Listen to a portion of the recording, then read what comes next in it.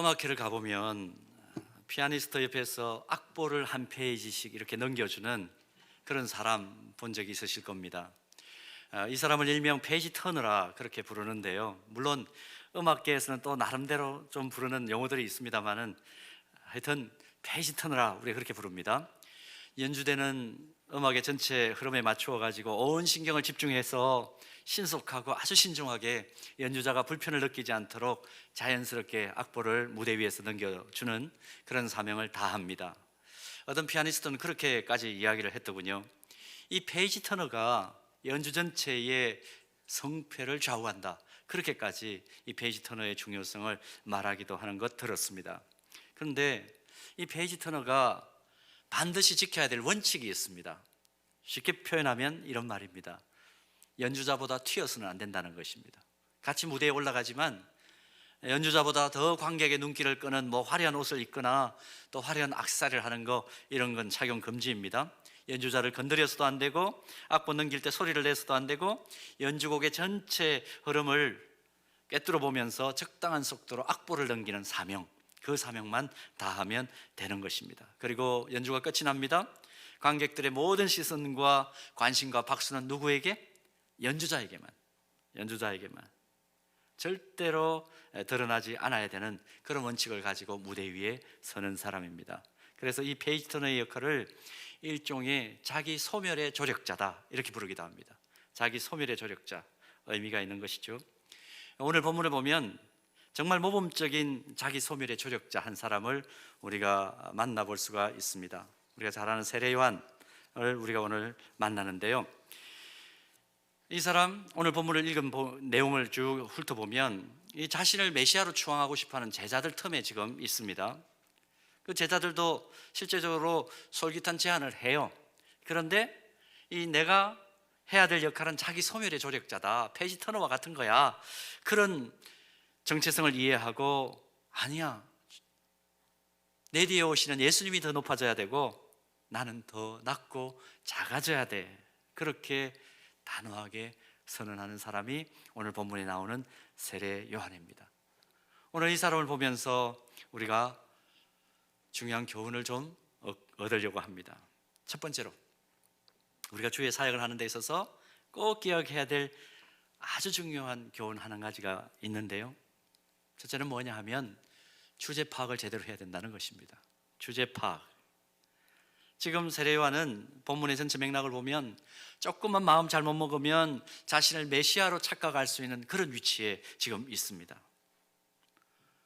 우리가 오늘 읽은 본문 앞에 요한복음 1장 19절 이하 말씀을 보면 바리새인들이 보낸 유대인들이 세례 요한을 향해서 그의 정체가 무엇인가를 묻는 그런 장면이 나옵니다. 세례 요한의 가르침과 그 사역을 보면서 바리새인들이 이 사람이 바로 우리가 그렇게 기다리던 메시아로구나, 그렇게 판단했다는 겁니다. 이런 상황에서 세례 요한, 조금만 잘못 생각하면, 잘못 판단하면 자신을 메시아로 착각하거나 스스로 내가 메시아라고 주장할 수 있는 그런 충분한 여지가 있는 상황인데, 그런데 그렇게 하지 않죠. 여러분, 사탄이 하와에게 선악과를 따먹으라고 유혹할 때 하와를 자극한 내면의 욕구가 뭡니까? 하와의 내면적 욕구를 뭘 자극했죠? 명예욕입니다. 너 이거 먹으면 하나님같이 된다, 하나님과 방불하게 된다, 명예욕을 자극하죠. 아담과 하와 이후에 그 후손인 우리 모두에게, 우리 모든 인간에게 이 명예욕과 출세욕이 얼마나 강하게 그 내면 속에 뿌리 박혀 있는지 모릅니다. 이걸 자극하면 사람들이 많이 넘어갑니다. 인간의 본능 가운데 대표적인 3대 본능이 있다고 그래요. 식욕, 소유욕, 명예욕. 그런데 연세가 드신 어르신들의 말씀을 좀 들어보면 나이가 들면 식욕은 점점 없어진답니다. 밥맛 없어, 그런 얘기를 많이 한대요.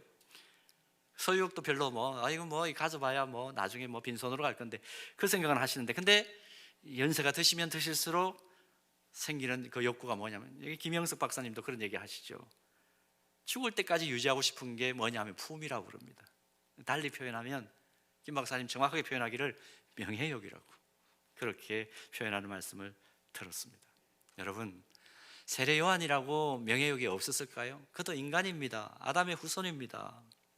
충분히 그런 욕구를 가지고 온 백성이 우러러볼 수 있는 정신적 지도자로 자처할 수 있는 그런 딱 시점에 와 있는데 요한복음 1장 20절에 보면 이렇게 얘기하죠. 요한이 드러내어 말하고 숨기지 아니하니, 드러내어 하는 말이 나는 그리스도가 아니라 한데, 그리고 요한복음 1장 23절에 이어서 자신의 정체를 정확하게 이렇게 밝힙니다. 이르되 나는 선지자 이사야의 말과 같이 주의 길을 곱게 하라고 광야에서 외치는 자의 소리로라 하니라. 자기 주제를 잘 파악하는 것이 얼마나 중요한지 모릅니다. 이 지혜가 있는 사람과 그렇지 못한 사람을 우리는 금방 구별해낼 수 있죠. 자기 주제 파악을 잘하는 지혜로운 사람은 결코 자기 몸에 맞지 않는 옷을 탐내지 않습니다.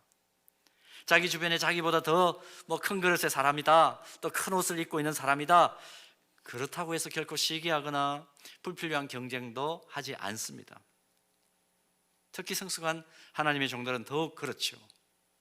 성숙한 하나님의 사람들은 하나님께서 하나님의 그 광대한 계획 속에 각 사람에게 적합한 분량의 그릇과 옷을 주신다는 그 사실을 너무 잘 압니다. 또 하나님의 시각에서 큰 것과 작은 것의 판단 기준이 하나님의 판단 기준은 세상의 기준과 좀 다르다는 것을 정확하게 아는 분들이에요.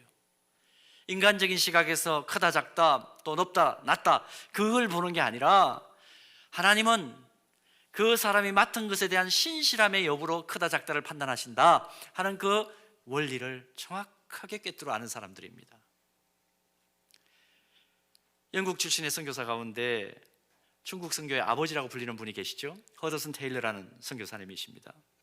1854년에 처음 중국 선교사로 가셨을 때 수많은 서양 선교사들이 그 큰 항구인 상해를 중심으로 해안 선교에 집중하고 있다는 것을 이분이 가셔서 보십니다.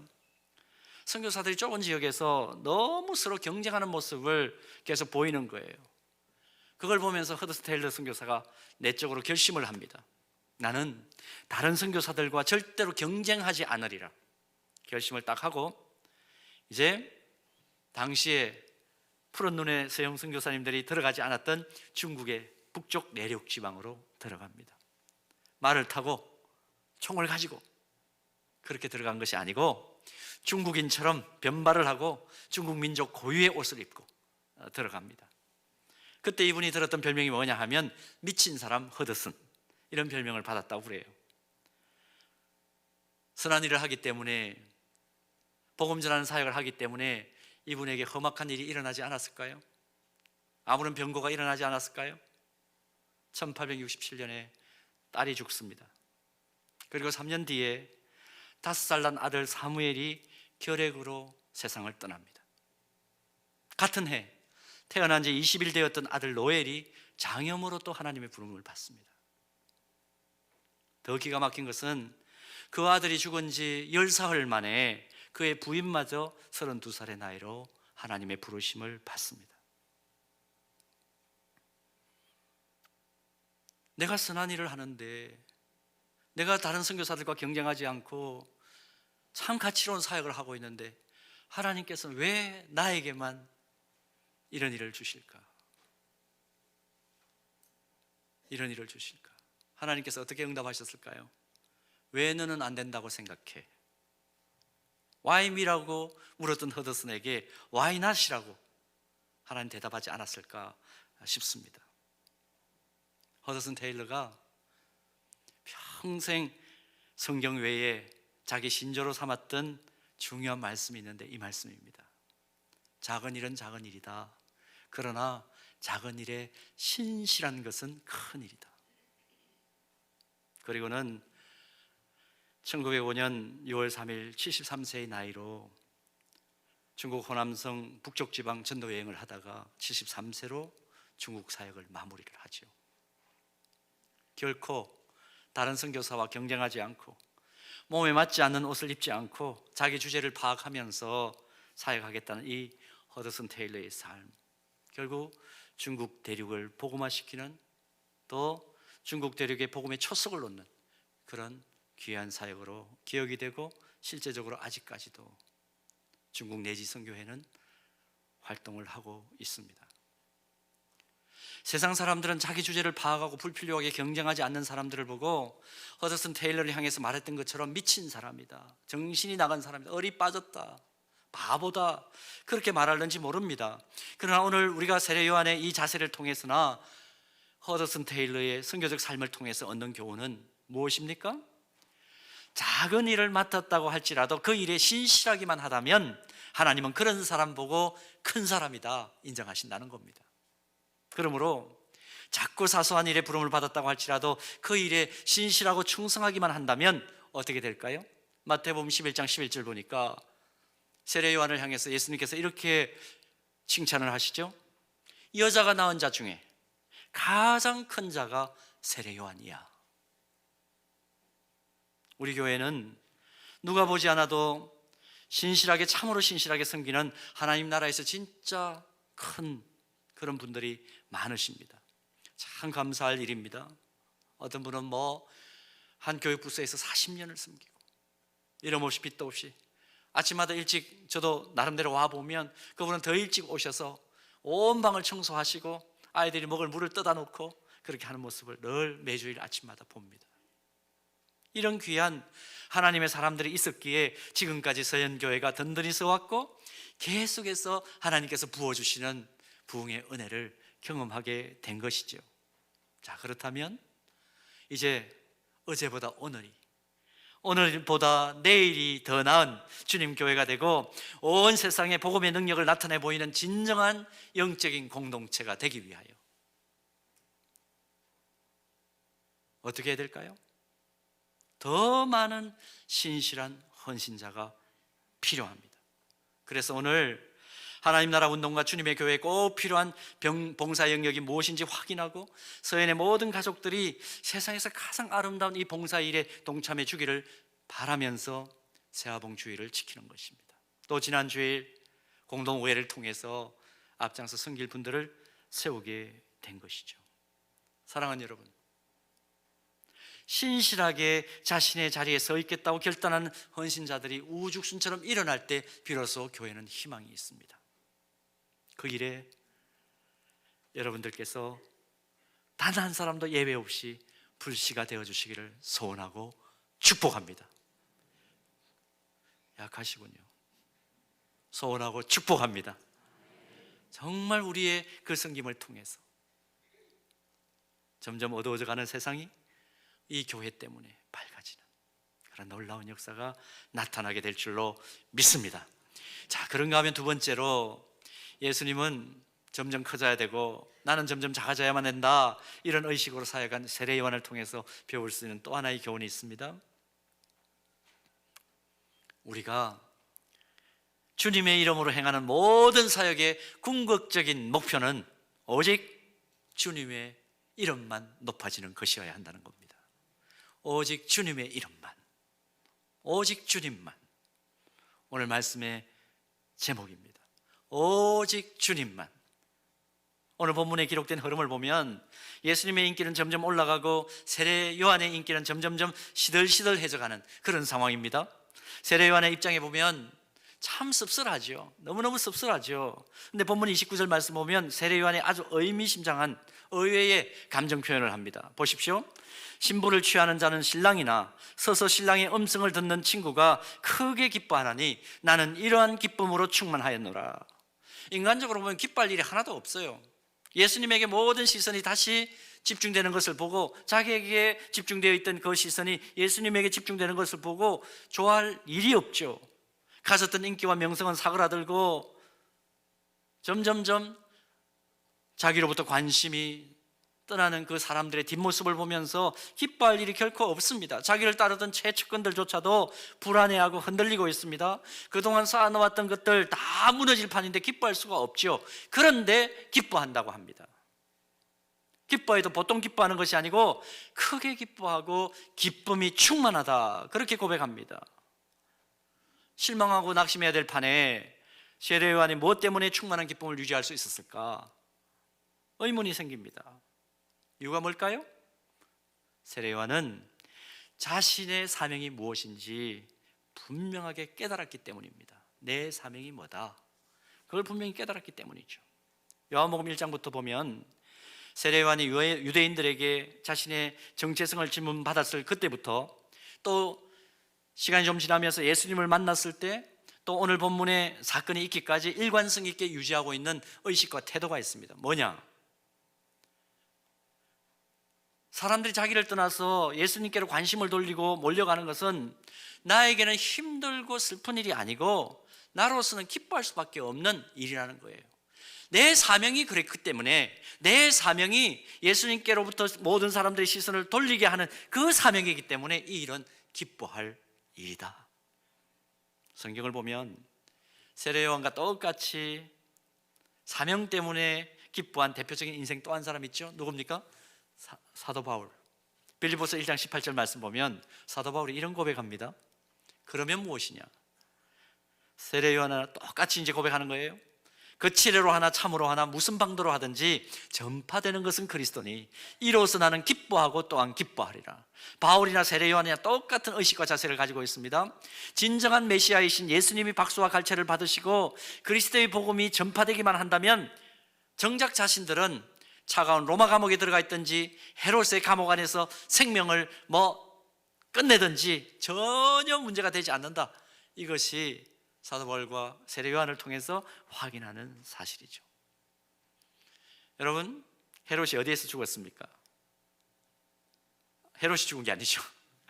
세례 요한이 죽었죠. 이게 지금 이 단어가 왔다 갔다 하니까 여러분들 조금 헷갈리실 것 같은데 다시 한번 정돈하겠습니다. 세례 요한이 어디서 죽었느냐? 헤롯의 시기를 받아 죽었죠. 헤롯의 미움을 받았잖아요. 헤롯의 결혼 문제를 세례 요한이 지적을 하니까 그게 미워가지고 어디에 가둬버렸느냐 하면 전해지기로는 사해 근방의 마케루스 요새 감옥, 거기에 이 세례 요한을 가두어버렸다고 그래요. 헤롯이 어느 날 로마 군병 하나가 헤롯의 명령을 받고 급하게 그 감옥으로 뛰어오죠. 철창문을 열고 난 뒤에 세례 요한 들어 나오라고. 그 다음에 하는 얘기가 뭐냐 하면 고개를 내밀라고. 어떻게 됐습니까? 그 이후에 그것으로 세례 요한의 인생이 끝나죠. 허망하게 끝나버립니다. 여러분 마가복음 6장 27절 28절 말씀 보면 그 내용이 기록되어 있는데요, 세례 요한이 맞이했던 마지막 모습은 딱 두 단어입니다. 가져오라 하니 담아왔다. 그 내용입니다. 헤롯이 가져오라 하니 세례 요한의 머리를 소반에 담아왔다. 조금 더 설명을 붙이면 그게 마가복음 6장 27절 28절에서 기록하고 있는 세례 요한의 마지막 모습이에요. 인간적으로 보면 허망하기 짝이 없죠. 너무너무 허무하죠. 너무너무 일생을 금욕과 절제의 삶으로 살았습니다. 20년 동안 광야에서 감히 보통 사람으로는 생각할 수 없는 수도자적인 삶을 살았습니다. 온 힘을 다해서 하나님 나라를 또 전했습니다. 그런데 세례 요한의 마지막 말로가 왜 이렇게 초라하고 허망할까? 헤로디아라는 한 여인의 분노와 복수심 때문에 한때 유대인들의 그 정신적 지도자로 추앙받았던 인물이 정말 한마디 유언도 제대로 남기지 못하고 그냥 세상을 떠나버린 거예요. 여러분 이 장면을 보면서 어떤 생각이 드시나요? 세례 요한의 삶은 무가치한 삶이야. 우리가 그렇게 평가할 수 있나요? 우리가 영적인 사람들이니까 아니라는 거 분명히 알죠. 절대로 무가치하지 않았어. 그렇게 아마 대답하실 수 있을 겁니다. 그러나 여러분 스스로 이제 스스로에게 한번 질문을 던져보시기를 바랍니다. 하나님 나라와 주님의 교회, 그리고 복음으로 한 영혼을 섬기고 구원하기 위해서 나의 온 정성과 헌신을 바치지만 마지막 박수와 영광은 온전히 주님만이 받으셔야 합니다. 그 고백 과연 겸손하게 하실 수 있습니까? 세상에서는 좀 달라요. 세상에서는 우리가 정말 지혜롭게 경쟁하는 것도 이겨야 되고 전문성을 준비해서 좀 우리가 열심히 살고 또 때때로는 필요한 자리에 가기도 해야 돼요. 그런데 지금 우리가 다시 한번 영적인 차원에서 보십시다. 영적 공동체 안에서 하나님께서 내게 맡겨주신 일을 전심을 다해 감당하고 내가 섬겼지만 주님께만 스포트라이트가 비춰지고 모든 시선이 집중되고 나는 아무것도 아닙니다. 나는 아무것도 아닙니다. 여러분 그 고백 진심으로 하실 수 있나요? 때로는 나보다 훨씬 부족해 보이는 사람을 사용하시는 하나님의 이해 못할 그 전략을 보면서도 아무 불평 없이 웃으면서 그 사람 격려하고 후원하며 그가 하는 그 사역을 위하여 중보기도 하실 수 있나요?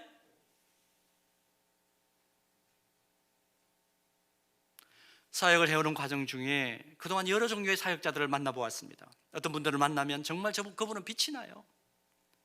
저러니까 하나님이 사용할 수밖에 없겠구나. 감탄과 동의가 저절로 나오는 뛰어난 사역자들 많이 만나보았습니다. 그러나 또 다른 한편으로 사람들의 시선과 평가에는 아랑곳 없이 그저 묵묵하게 험한 사역 감당하는 보배 같은 사역자들도 만나보았습니다. 사실 그런데 어느 시대나 드러나는 사역을 하는 그런 분들에게 사람들의 시선이 집중되기 때문에 언제나 뒤에서 묵묵하게 자신의 일을 감당하는, 또 험한 일을 감당하는 페이지 터너와 같은 그런 조력자들은 존재의 가치를 인정받지 못하고 그냥 휙 넘어가는 그런 상황들도 많이 봅니다. 그런 대조되는 상황을 볼 때마다 저 마음속에 늘 던지는 질문이 있습니다. 불꽃 같은 눈으로 우리의 머리털까지 세시는 하나님 앞에 섰을 때 정말 누가 더 하나님 앞에서 인정과 칭찬을 받을까? 어떤 일이 있어도 주님의 이름만 높여진다면 내가 한 걸음 물러서고, 내가 양보하고, 내가 뒤에 숨고, 나는 가리워져도 오직 주님의 영광만 드러난다면 만족하겠다는 생각을 가지고 필사적으로 숨어 다니는 사람, 그 사람들을 하나님께서 분명히 더 인정하시지 않을까? 여러분 어떻게 생각하십니까? 사랑하는 서영교회를 위해서 세움받은 통역자 여러분, 복음의 능력으로 하나님께 영광을 더 크게 드러내기 위하여 주님의 교회에 꼭 필요한 성기미들로 여러분들이 기둥같이 서 있었기 때문에 오늘날까지 이 교회는 복을 받았습니다. 그러나 진짜 앞으로 더 큰, 진짜 하나님 주시는, 우리가 찐이라는 단어를 요즘 많이 쓰죠. 찐 복을 받으려면 어떻게 해야 될까?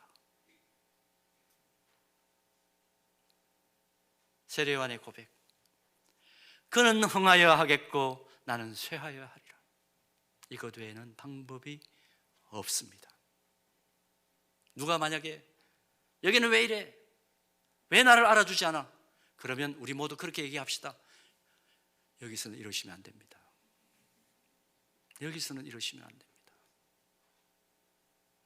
그렇게 말하며 또 우리 그렇게 사십시다. 그럴 때에 주님만 영광 받으시는 찐 하나님이 주목하실 수밖에 없고 사용하실 수밖에 없는 주의 능력 보이시는 주님의 교회 될 줄로 믿습니다.